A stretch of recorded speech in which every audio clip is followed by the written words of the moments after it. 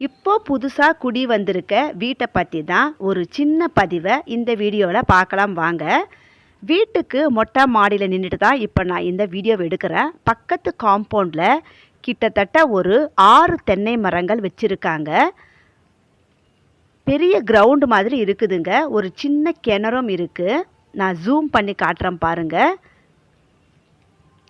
அது ரவுண்டாக இருக்கிறது கிணறு. இன்னொரு ஒரு தொட்டி மாதிரி. பக்கத்தில் ஒரு சின்ன பில்டிங் தான். ஷீட்டு போட்டு மேலே கீழே வீடு இருக்குங்க. ஆனால் அந்த வீட்டில் யாருமே குடியில்லை, காலியாக தான் இருக்குது.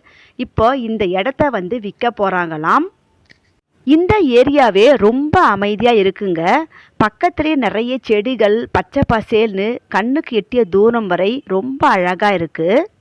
அப்படியே நம்ம கொஞ்சம் முன்பகுதியில் வந்தோம்னா நிறைய மரங்களும் இருக்குங்க. பெரிய பார்க்கும் இருக்குது. பக்கத்துலேயே ஒரு நர்சிங் காலேஜும் இருக்குது. அப்பார்ட்மெண்ட்ஸும் நிறைய இருக்குங்க.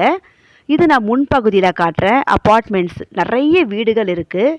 அதே மாதிரி அவ்வளோ வீடுகள் இருந்தாலும் சுற்றியும் நிறைய பில்டிங், ஸ்கூல், காலேஜ் இருந்தாலும் ரொம்ப சைலண்ட்டான ஏரியாங்க இது. ரொம்ப முக்கியமாக எனக்கு என்ன பிடிச்சிருக்குன்னா, வீட்டுக்கு முன்பகுதியில் ஒரு பெரிய அழகான பார்க் இருக்குங்க. பாருங்கள், பார்க்கோடைய காம்பவுண்ட் வீட்டுக்கு எதிர்க்கவே இருக்குது. ஒரு பெரிய வேப்ப மரம், பக்கத்துலேயே ஒரு அரச மரமும் இருக்குது. இந்த பார்க்கில் தான் மார்க் இப்போ தினமும் வாக்கிங் போயிட்டு இருக்காரு. அவருக்கு இந்த பார்க் ரொம்ப பிடிச்சி போயிடுச்சுங்க. நிறைய குட்டி பசங்க இந்த பார்க்கில் தினமும் விளையாடிக்கிட்டு இருக்காங்க. அதனாலேயே மார்க்குக்கு ரொம்ப பிடிச்சி போயிடுச்சுங்க. இந்த வீடியோ பிடிச்சா லைக் பண்ணுங்கள், உங்கள் ஃப்ரெண்ட்ஸுங்களுக்கும் ஷேர் பண்ணுங்கள். Please subscribe my channel.